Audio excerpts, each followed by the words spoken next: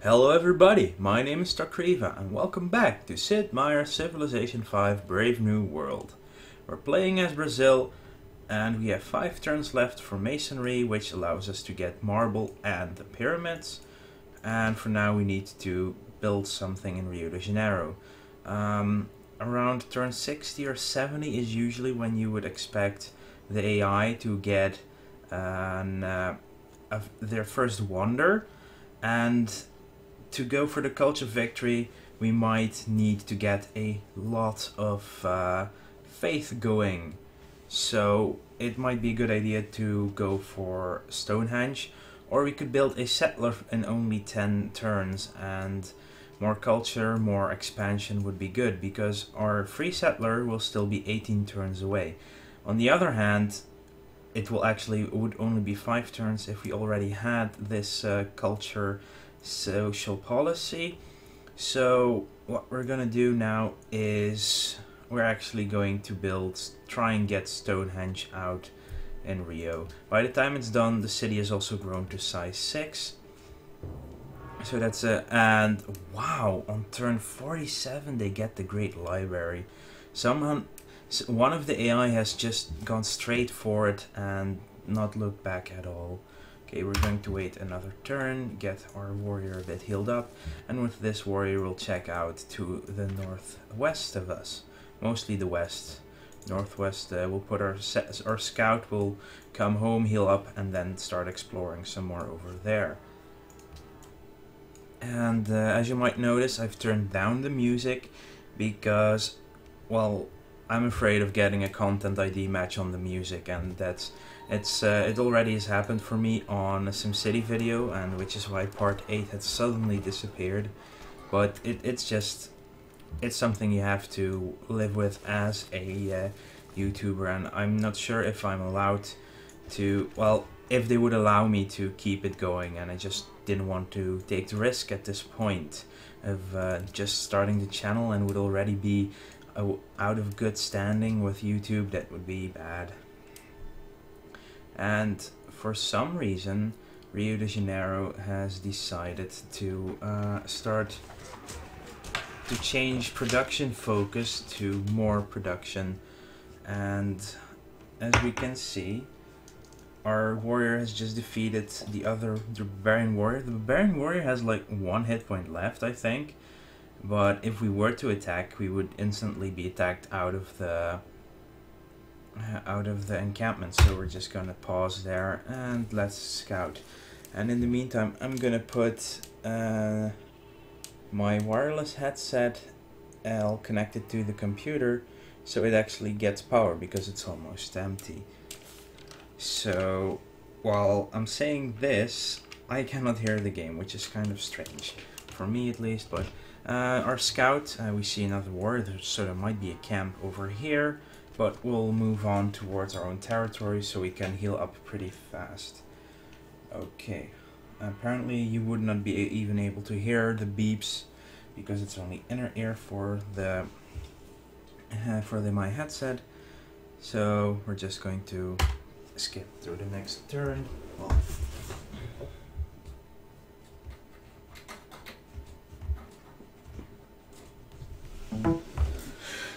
I know it's slightly unprofessional of me to not have my headset charged before starting this, but I forgot it was empty last night.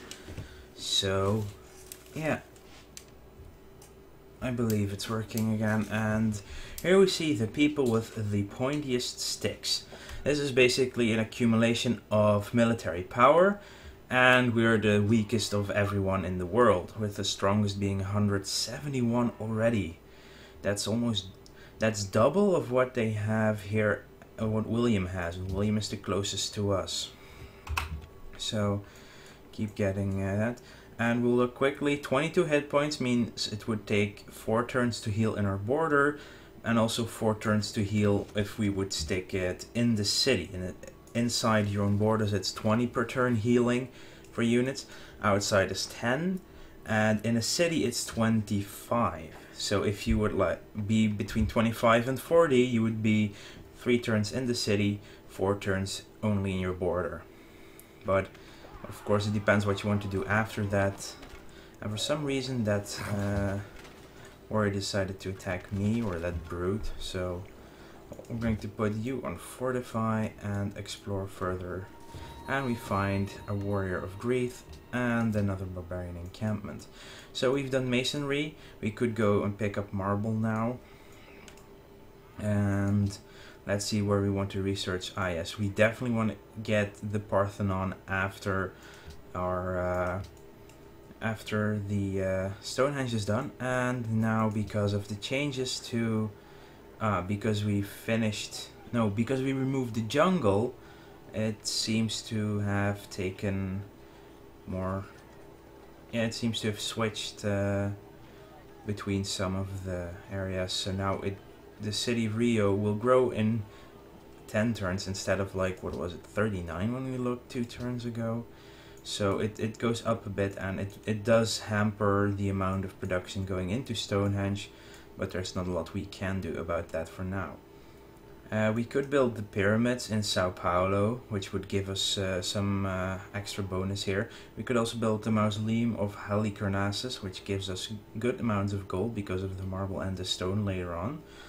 But because this city really needs a worker, and well, 1 worker would cost 17 turns, 2 would be 34. So in that idea, it would be only 12 turns to build the pyramids. But the city is quite small as it is, so what we're gonna do is get a shrine. I want to get at least 1 pantheon founded really quickly. Well, relatively quickly at least, because apparently both Arabia and Greece have already gone that way by adopting piety. And we'll just skip across here. And as you can see, there's more ocean over here, which might mean that this is again the end of a continent. So there might be someone there, there might not be. Greece might be stuck in that corner. We don't know yet, that's why we have to explore. And we are now at +7, which means that, well, we did finish the monument in Sao Paulo. And we have finished our plantation. And we're going to make another over here, and I think it will actually, okay, we are so not gonna stick around with the spearman over there, and getting the other citrus makes us able to trade it in the future, and it gives us more gold income, which is also quite helpful in the beginning.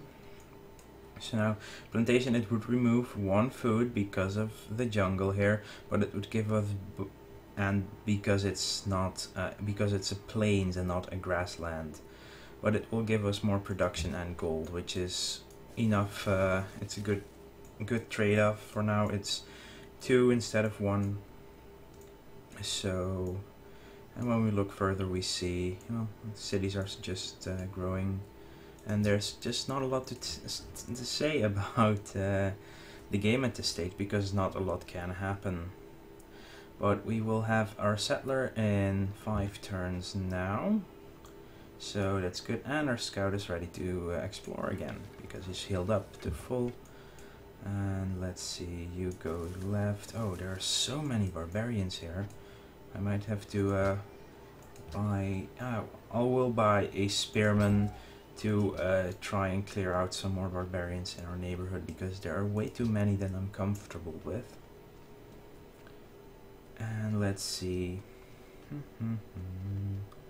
Yeah, it's it's 21 turns. So, here we already see a barbarian appearing on our border, and this is interesting but not useful. We'll move 1 space back to get some advantage of staying on a hill with a jungle, and it will give us a huge defense bonus. And next turn again. So our plan is still to get at least 2 or 3 more settlers out pretty quickly, and get a few resources claimed, as well as some coastal cities, because the way we want to go is eventually we want to go down exploration, which is pretty good for a nation that wants to pursue the culture of victory, because you get some antiquity sites that no one else can find, but it's also really supposed to help you if you are a naval country. So it's a bit double in that sense. We will definitely go for aesthetics, of course, because of the amount of culture. But we will need a couple of coastal cities, and we are going to try and get one here, so the Dutch don't get there. And this one is obviously also gonna be a coastal city with only only two water tiles within its first double border area. And as you can see here with the smoke, this barbarian has destroyed our wine plantation, but we can easily rebuild it with a worker in a couple of turns. It's not lost forever, it's simply destroyed for now. Okay, now we're gonna skip between them, and if they decide to attack, we can run away from them through the forest anyway. So stupid zones of control, but then again it's also lots of forest area, so we just don't have our optimal movement regardless. And yeah, experience gained from barbarians is maxed out at 30, so and attacking a barbarian gives you 5 and being attacked gives you 4, so it's getting here we see another encampment appear, and moving this way, no more barbarians next to us, so we are relatively safe. And now after our worker is done with the plantation on the citrus, we will turn it back towards the wine and get it there. So we have 13 turns for drama and poetry and 15 for Stonehenge. And now an archer appears. Yes, there are a ton of barbarians roaming around in this world, which is on the one hand annoying for us, but it's also helpful because they will also annoy the computer. They're not exclusively out to get a player. So now this archer will be dealt with swiftly. I mean, we have our spearmen, and are we freaking kidding? How many barbarians are there? Oh, hello, what do we have here? This does not look like Arabia, this is Morocco.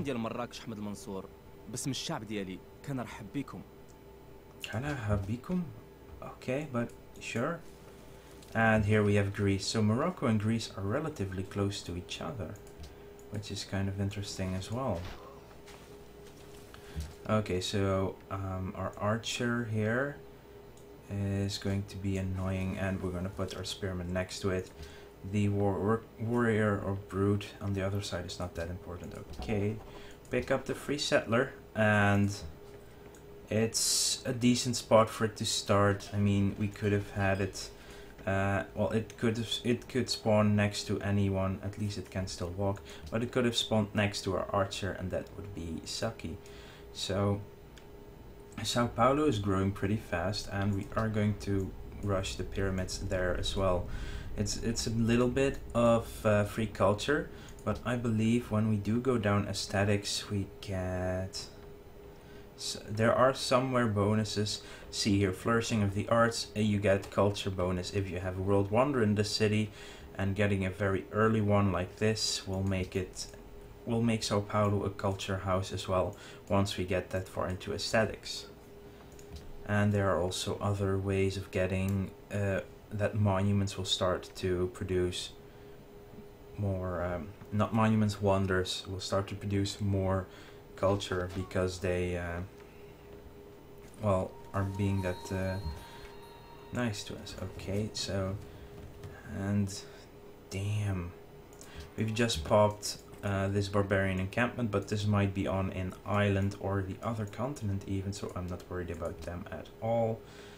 I believe that our spearman is destroying this archer, so we can actually fire on the warrior instead. Well, that's a brute. The barbarians never have any actual warriors running around. And we see that that is the city of Rabat, which is not the first city of Morocco. That would be Marrakesh, if I'm not mistaken. That used to be a city-state, just like Rio de Janeiro used to be one, but they obviously changed that because they added these civilizations. And let's see what our brute here is trying to pull off inside our borders.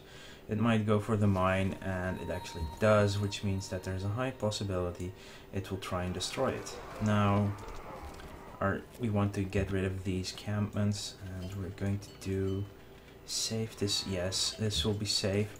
The computer gives us a few spaces where it would be a good idea to build a city, but I've already decided to build it here, so we are reasonably close to Rio, as well as having the ability to get on the coast.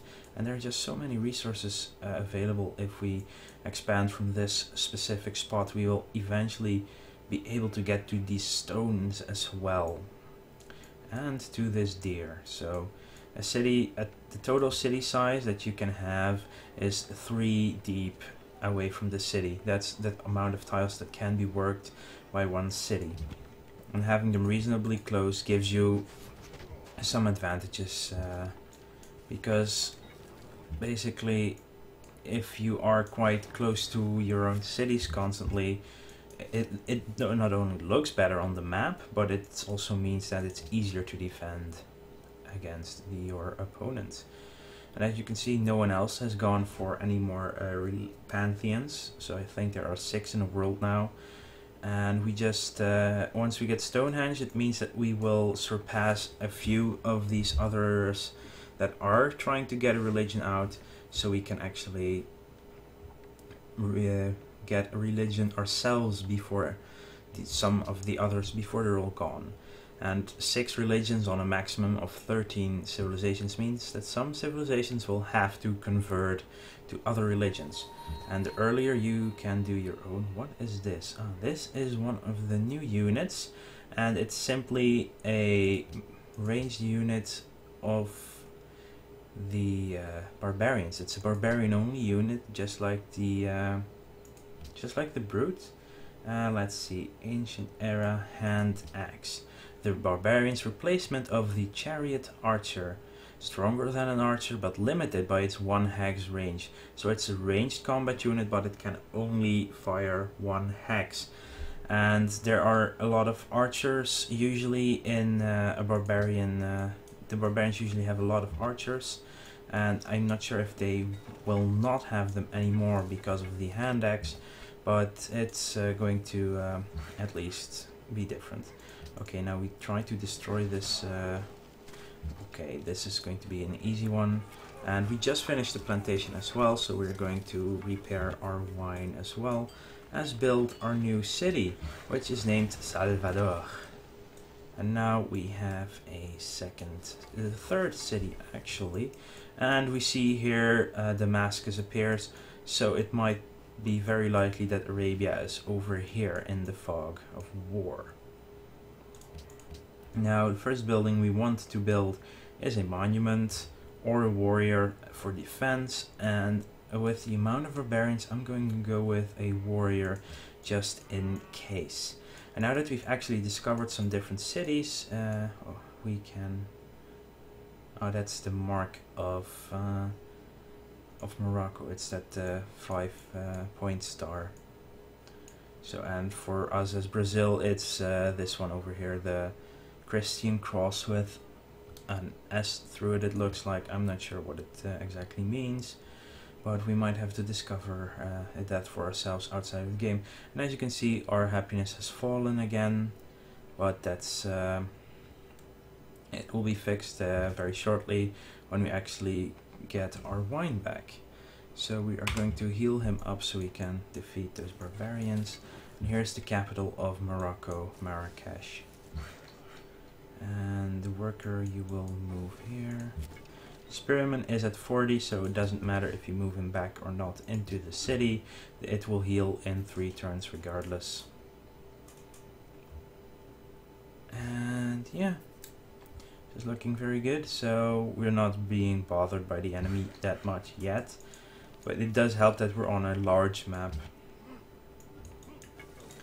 And we're just keep scouting the area. Okay, you are going to on this hill, and now you are going to heal for a little bit just to make sure.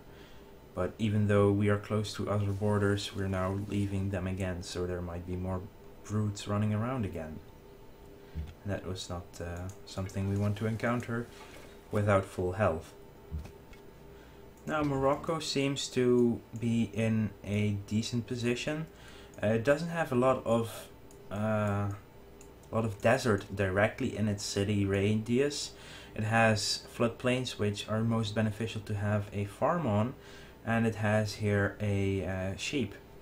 But Marrakesh, Morocco has the special ability to build the Casbah, which makes them extremely strong in the desert, but they do not have that many desert tiles, so it cannot benefit from that as much right now. But it depends on where they expand what actually will happen. And our hand axe has appeared, and our spearman is done working, as well as our plantation being ready. So keep exploring, see if Morocco will expand down here. They can use their Casbah improvement to the maximum efficiency. And because of a hand axe movement, we have to go to safety on this hill, and we're most likely going to see either this wine being destroyed or some amount of damage done into our spearman this turn. It's just how the AI likes to annoy you consistently. Yeah, it turns, and of course it destroys our wine, so we lose our happiness again. And well, this is the same hand axe that spawned here, so it's pretty safe for us to keep wailing at that camp. And of course we are going to try and destroy this guy. And we actually get a minus 8% discount because we are unhappy as an empire. But as soon as Sao Paulo, or actually we might just... Our happiness here would be copper, so we are at 4 different ones now, I think. So we have marble, wine, citrus, and copper. Okay, so we might be a bit less than I thought. And oh yeah, the furs, I already had thought of the furs as our 5th one. But the most important thing is that we have multiples of everything except wine and copper, but at least citrus is, we'll have the monopoly in the world on citrus, so we can keep trading it a lot with other civilizations. Trying to keep being jumpy all over the place, but that's just the way I tend to play this. And we will get you to this copper, away from these silly brutes and the hand axes. The problem is the hand axe would have been better to attack first. It has ranged attack, so it wouldn't take damage, but it would be able to heal itself up by pillaging a plantation afterwards.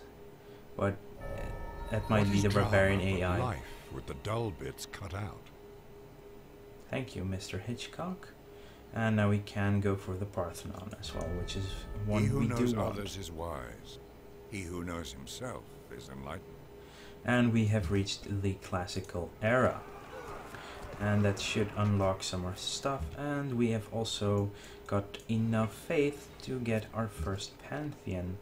And getting the Pantheon is quite heavy. Well, you need to consider everything that's going on around you, and it might be just a minor bonus you get, but it's going to be huge in the end.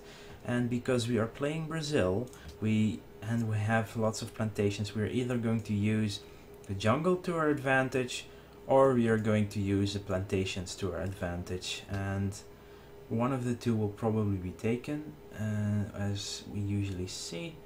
So we have either one culture from jungle tiles, and we will not be destroying most of them, and there are quite a few around us. And the other one would be +1 from plantations, I think, or +2, but it seems that someone has already taken that belief, which we can check on in the religion overview and go to beliefs. And indeed, oral tradition would be +1 culture from plantations, and it has been taken. So what we are going to do is go for Sacred Path. And just checking real quickly. This is a new one, Tears of the Gods. This wasn't here before. But it adds more choices depending on what resources you start with. And these were all here. And I don't think anything else is very interesting for us right now. We do not have that many pastures, and we have more jungle than pastures, definitely. So we are going to adopt the +1 culture from jungle, which will help us immensely once we get to machinery, which allows us to build our Brazilwood camps. And that's all the way over here. So we might have to go quite directly towards it. And for now we're going to get archery into the wheel so we can connect our cities and get more money flowing. And we also need to start building caravans soon as well. But yeah, it's in the beginning you have to balance the negatives and the positives quite immensely to make sure that you're going to get ahead pretty well in the end. And this is quite unfortunate. How much do you have? 48. If the hand axe attacks us, we can run away, but at least that will stop the spawning. And otherwise he could just keep free attacking my warrior over there, and that's not something we want either. So a second promotion, and we're going to take the drill too. With the amount of forests and jungles around us, we need it regardless. And we're gonna fortify. So I'm gonna end it here, and in our next episode we will see Stonehenge finish, which will be our first world wonder, which is a good start. It will allow us to get us religion flowing, and the big thing is, our religion is not our main goal, but religion is really important and helpful if you want to go to the culture victory. So it's going to be insanely strong for us if we pick the right 10 beliefs of our religion. And I don't know yet if there are any beliefs added that will help advance the tourism more than what was before. And we will have to actively engage these guys in not getting a religion. But by getting one of the first 6, it means that at least one of them will not get it. And yeah, the Dutch don't have a pantheon yet, which is very good news for us as well, so we can spread our religion to the Dutch as well. So that's the end of this episode. I hope you enjoyed it, and more coming up pretty soon, as long as my upload speed keeps up with the episodes. So see you soon.